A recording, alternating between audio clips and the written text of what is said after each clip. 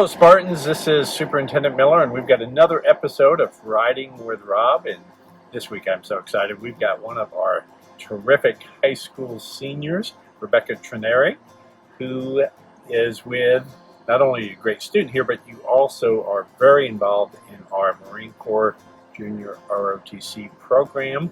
And that's part of why you're on today, to share some exciting news that we have heard about you and a letter that you received from a very important place.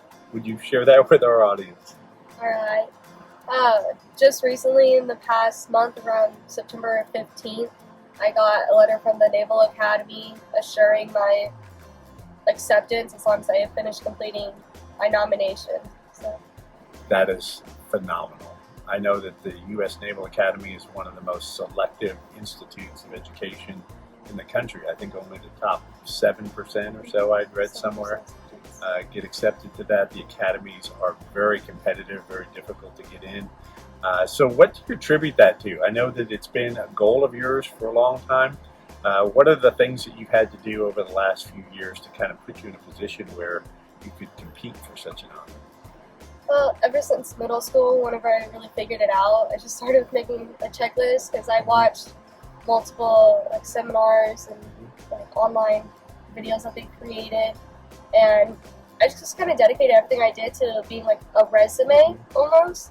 So ROTC, rank, position, soccer team, being a captain, or shooting, all that just in my head is adding towards one long resume that I was able to apply to my application. That's wonderful. And what is your rank this year, Ian?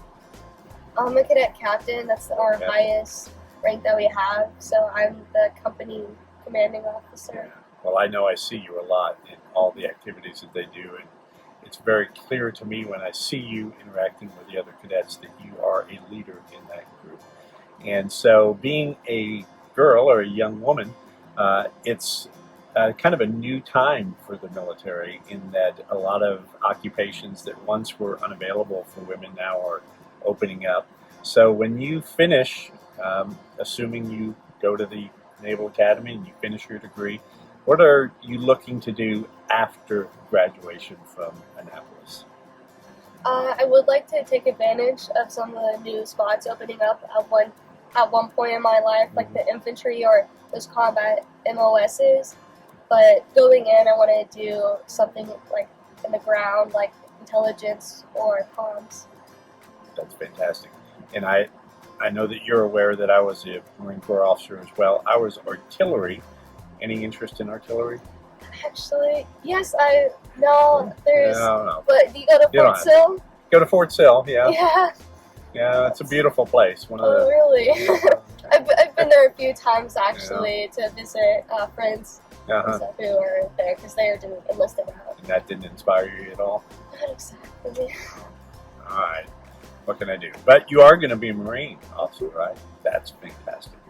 You're going to be a great one. I've had the opportunity serving 10 years in the Marines, and you kind of look for those characteristics of individuals who have all the components: physically fit, think well on your feet, willing to take the initiative and take that. And I've seen that from you.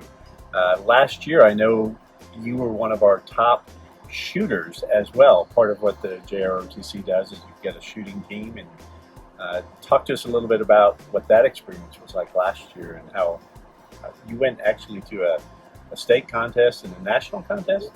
Fantastic. Yeah, it was funny in doing the normal getting into it just because. Yeah, give me a second. Okay.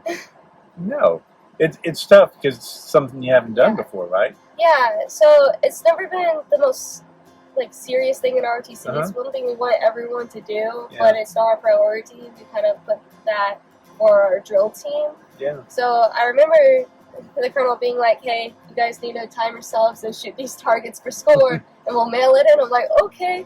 So we just did it after school, or it was probably in the morning. And you found out you had a natural aptitude. Yeah, and they're brought me to his office and was like, "So we're going to Arizona." I'm like, "What?" So kind of I don't know, it was really nice, and that kind of gave me motivation to really practice a lot last year and improve even more. And I got a team that cared just as much as me. We practice every morning, like as our 0th hour, just by not having it be like on our schedule. We just all wanted to be there to get better. And I went to nationals. It was like the JROTC qualifying, yeah. And I was in Arizona, so it was really cool. It wasn't my greatest attempt, but it was a really cool experience. I'm trying to do that again this year, if possible. Well, you did a lot better than all the people who didn't earn the way to get there, so you always have to keep that in perspective. I know you have a very busy schedule this year. In addition to your JROTC class, you do a drill class as well, and then are you taking a class at Tulsa Community College? I'm doing some online TCC. Online TCC, and then you take AP Lit here and AP Calc, is that correct? Yes. Wow, pretty busy, aren't you? It's a little bit lighter than last year. Oh, lighter than last year, okay. Yeah. Last year I basically get to school at 7 because of shooting to get home at 9 after work. This year is a little more laid back. A bit more relaxed. If that's your idea of relaxed, Rebekah, I'm not sure.